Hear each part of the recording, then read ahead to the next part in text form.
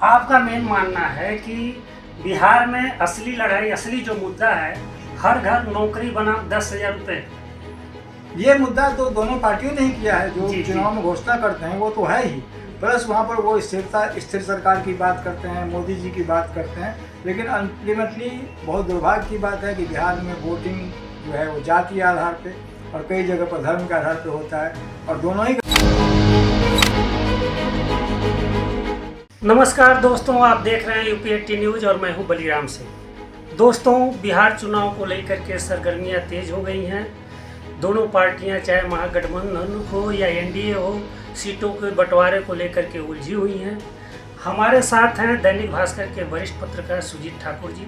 आप पिछले लंबे समय से सेंट्रल बीजेपी की रिपोर्टिंग करते रहे हैं, अन्य प्रदेशों की भी रिपोर्टिंग करते रहे हैं। आप बिहार के रहने वाले हैं। बिहार में 14 नवंबर को किस करवट नाव बदलेगी, आप बताएंगे। ठाकुर साहब, आपका बहुत बहुत स्वागत है। धन्यवाद बलिराम जी। बिहार में क्या चल रहा है सर, क्या होने वाला है?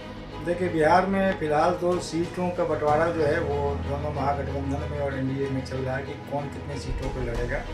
कुछ ऑब्जर्वेशंस हैं दोनों पार्टियों के, दोनों गठबंधनों की। जो मीन है, यहाँ आरजेडी महागठबंधन की तरफ से लड़ रही है, यहाँ पर बीजेपी लड़ रही है, जेडीयू लड़ रही है। तो यहाँ पर रामविलास पासवान हो, जीतन मांझी या वामपंथी पार्टी हो, कांग्रेस हो, उनमें सीटों का कुछ तालमेल चल रहा है। लेकिन मुझे लगता है कल तक क्लियर हो जाएगा स्थिति, और जब फाइनल हो जाएगा कौन कितनी सीटें पर कौन सी पार्टी लड़ रही है, उसके बाद ही खुलेगा कि कैंडिडेट्स कौन है, उनकी जातीय समीकरण क्या है, उनकी क्रेडिबिलिटी क्या है, पिछला प्रदर्शन क्या रहा है, कुछ नया कैंडिडेट, नए चेहरे कैसे हैं, महिलाओं की भागीदारी कितनी है, उस पर डिपेंड करता है कि चुनाव किस करवट बैठेगा। आप तो बिहार से आते हैं और लंबे समय से बीजेपी को देखते ही हैं, बीजेपी की रिपोर्टिंग करते हैं, जेडीयू की। तो क्या लग रहा है इस बार, कैसा क्या रिजल्ट अप्रत्याशित होगा या क्या होगा? नहीं, रिजल्ट तो बहुत ही बताना कठिन बात अभी फिलहाल है, लेकिन कांटे की लड़ाई है या 19-20? नहीं, कोई भी चुनाव जो है कांटे की लड़ाई ही होती है, चाहे वो बीजेपी या एनडीए उसको कह रहा हो, चाहे आरजेडी कह रहा हो, लड़ाई तो कांटे की ही होती है।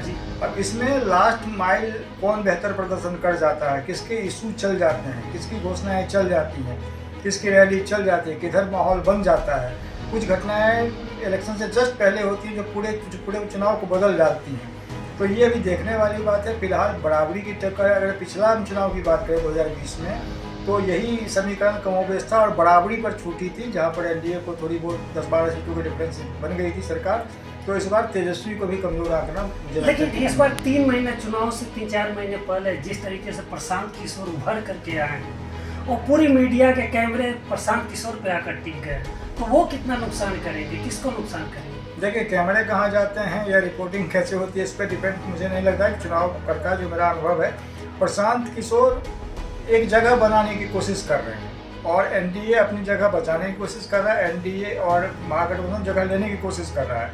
तो मुकाबला तो इन्हीं दोनों पार्टियों के बीच में। अब देखने वाली बात है कि प्रशांत किशोर जो स्पेस बनाना चाह रहे हैं बिहार में, वो कितने सीटों पर किसको डैमेज करते हैं। मुझे नहीं लगता उनको बहुत बड़ी सफलता मिलेगी, ऐसा मुझे लगता आपको है। नहीं लगता है जिस तरह से 2013 में केजरीवाल की एंट्री हुई और वो जिस तरीके से सपा भाजपा और कांग्रेस को नुकसान पहुंचाए और उभर करके आए, तो क्या ऐसा नहीं लग रहा है कि बिहार में उसी तरह से प्रशांत किशोर?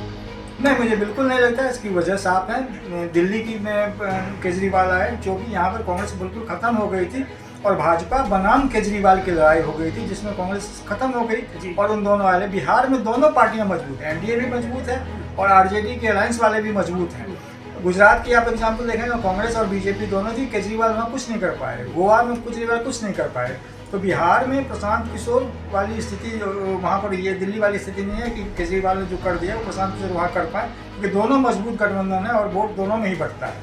अच्छा, तेजस्वी यादव जिस तरह से नौकरी की बात कर रहे हैं कि हर परिवार से एक आदमी को नौकरी, इसका कितना इम्पैक्ट डालेगा?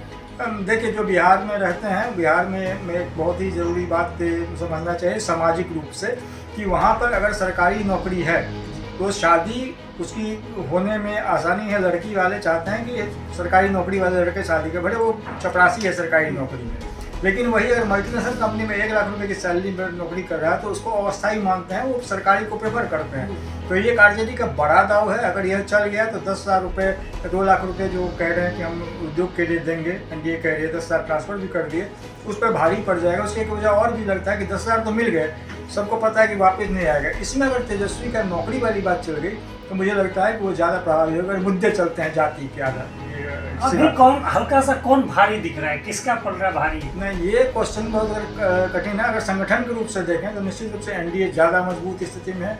भाजपा का संगठन, उसके रिसोर्सेस, उसके काम करने का तरीका, मेहनत करने का तरीका, वो चाहे प्रधानमंत्री हो, चाहे गृह मंत्री हो, चाहे पार्टी अध्यक्ष हो और एक सामान्य कार्यकर्ता का जिला अध्यक्ष हो, बराबरी पे काम करता है, पूरी ताकत के साथ काम करता है। उसको यह नहीं लगता मैं इस पोस्ट पे हूँ तो मैं क्यों काम करूँ, वो काम कार्यकर्ता को। लेकिन बिहार में जिस तरह से नीतीश कुमार का फैक्टर है, महिलाओं में जिस तरह से नीतीश कुमार का असर है, क्या इस बार भी वैसा है?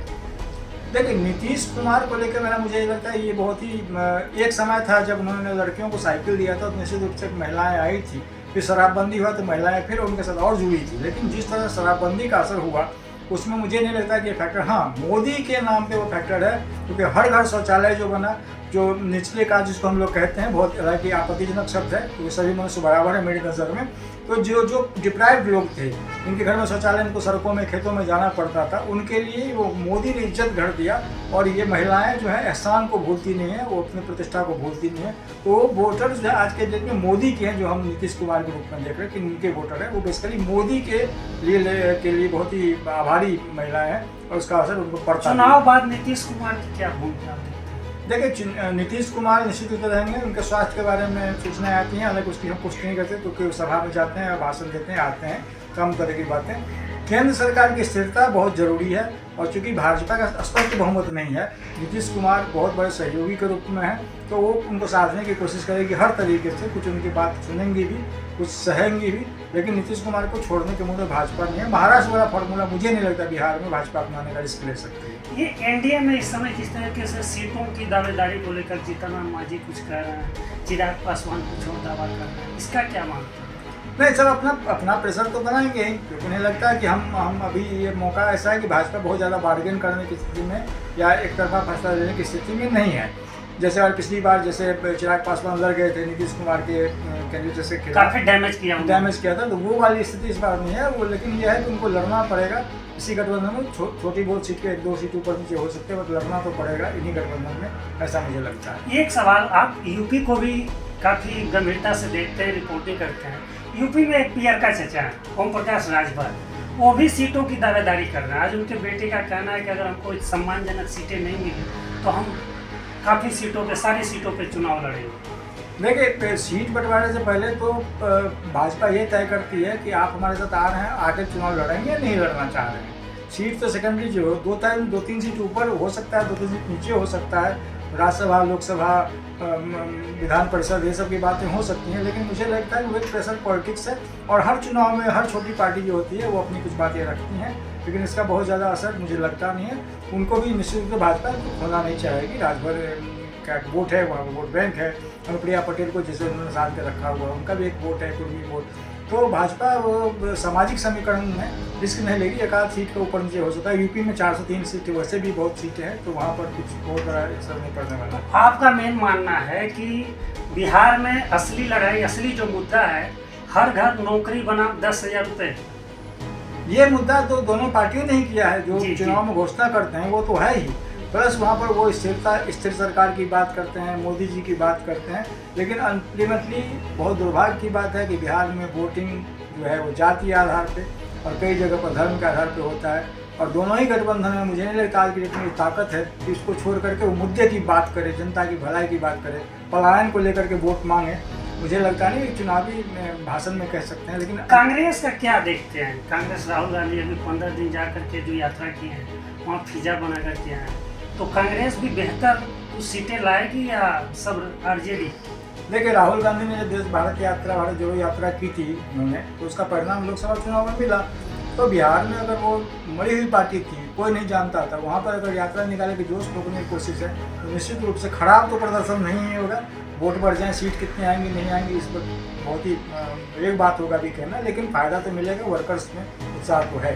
लास्ट क्वेश्चन, ओवैसी कितना सीमांचल में असर डालेंगे?